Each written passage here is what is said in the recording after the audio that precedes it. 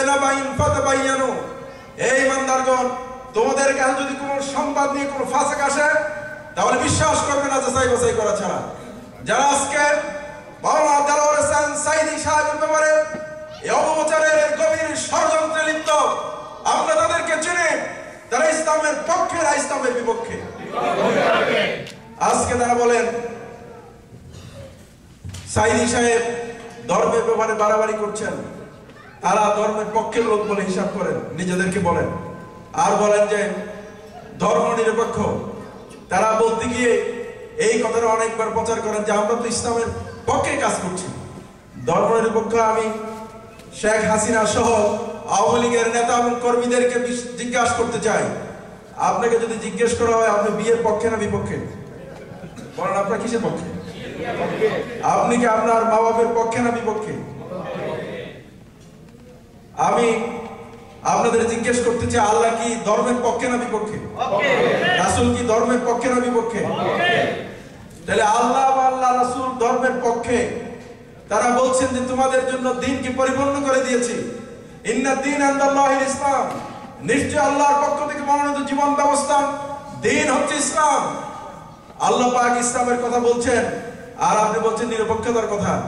তার মানে হচ্ছে গোটা বাংলাদেশের মানুষকে বোকা বানিয়ে নিরপেক্ষতাবাদের সমাজতন্ত্রের ভারতীয় পচায় মতবাদকে বাংলাদেশে প্রতিষ্ঠা করে ইসলাম নির্মূলের যে ষড়যন্ত্রের নীল লক্ষ্য আপনারা বাস্তবায়ন করতে চান, মনে রাখবেন বাংলাদেশের একজন মুসলমান বেঁচে থাকতেও বাংলাদেশে ধর্ম নিরপেক্ষতা মতবাদ বাস্তবায়ন করতে দেওয়া হবে না। আপনি মনে রাখবেন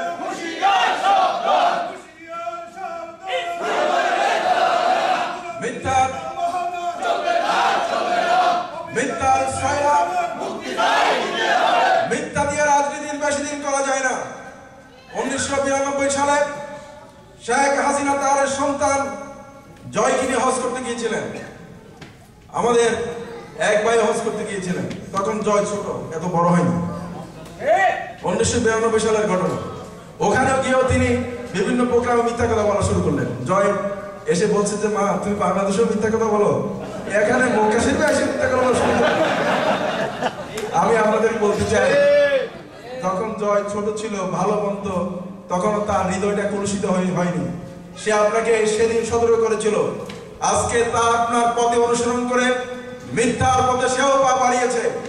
আমি আজকে শেখ হাসিনা বাংলাদেশের প্রধানমন্ত্রী, আপনি যেভাবে হয়েছেন আপনি প্রধানমন্ত্রী, কিন্তু বাংলাদেশের কোটি কোটি মুসলমানদের ঈমান আকীদা নিয়ে যদি ষড়যন্ত্রের পথ যদি আরো বাড়ান, মনে রাখবেন আপনার এই পার বেশি দূর এগোবে না, বরং আপনার পাটা এমন এক গর্তে নিমজ্জিত হবে, সেই গর্ত থেকে আর কেউ আপনাকে তুলতে পারবে না।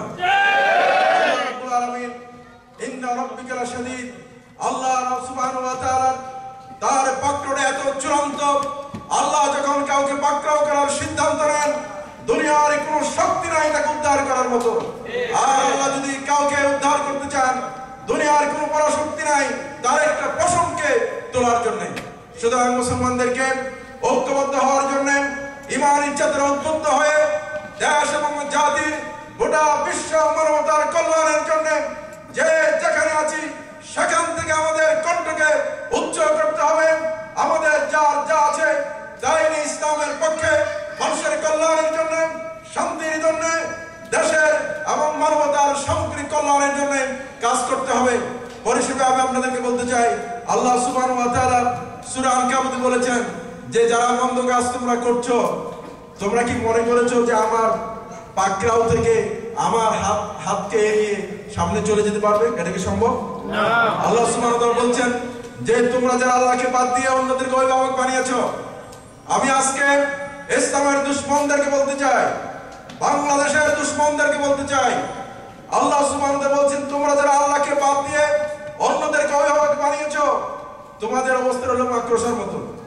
মাকড়সা একটা ঘর তৈরি করে, আর এক মাকড়সার ঘরটা অত্যন্ত দুর্বল, হাতে আপনি টোকা যদি দেন মাকড়সার ঘরটা উড়ে যাবে। সুতরাং আজকে যতই লম্প ঝম্প আপনারা করেন না কেন, আপনাদের লম্প ঝম্পের রসদ কোথা থেকে আসে না আমরা জানি। আপনাদের সাগরের ঢেউগুলো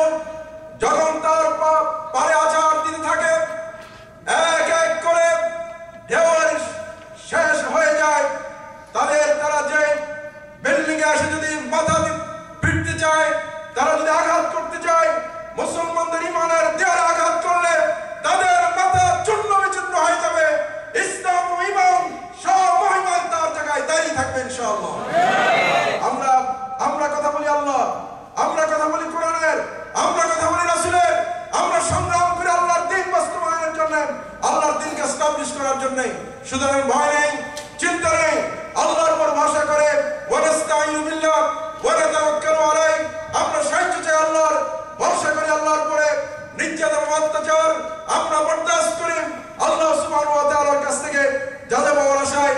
সুতরাং নির্যাতন অত্যাচারের ফয়সালা আল্লাহর কাছে হবে, জয় বিজয় এবং পরাজয়ের সিদ্ধান্ত আল্লাহর কাছে হবে, মৃত্যুর ফয়সালা আসমানে হবে।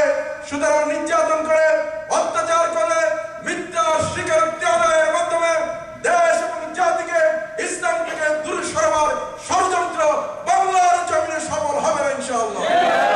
সুতরাং পরিশেষে ভাই এবং বোনদেরকে সকল পর্যায়ের সাংবাদিক, বুদ্ধিজীবী, রাজনীতিক, সমাজকর্মী, সকল পর্যায়ের মানুষদেরকে অনুরোধ করতে চাই, বসে থাকার সময় আর এখন নেই।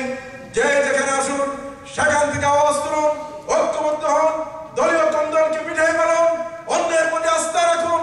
শুধুমাত্র ঈমান এবং দেশ বাঁচানোর জন্য কাঁধে কাঁধ মিলিয়ে সত্যের জন্য, কোরআনের জন্য ঐক্যবদ্ধ হতে হবে।